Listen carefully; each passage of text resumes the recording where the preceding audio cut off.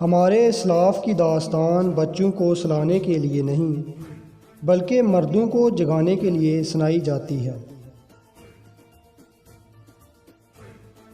बाज़ औक़ात शर असल में खैर और खैर असल में शर होता है।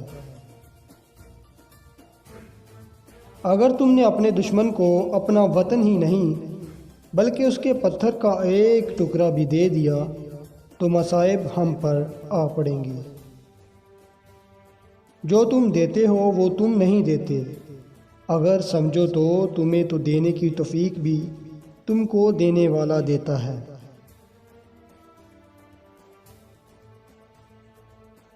हक की राह पर चलने वालों को मेरा रब कभी तन्हा नहीं छोड़ता।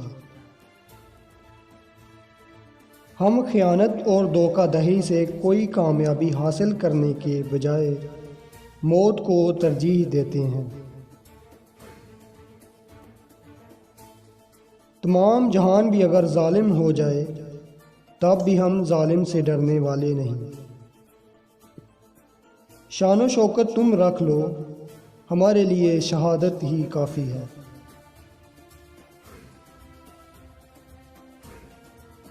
जद्दोजहद हमारी है मगर फ़तह अल्लाह की है।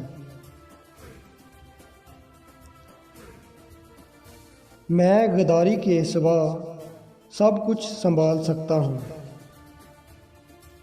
इंसान उम्मीदों से बंधा एक ज़िद्दी परिंदा है जो घायल भी उम्मीदों से होता है।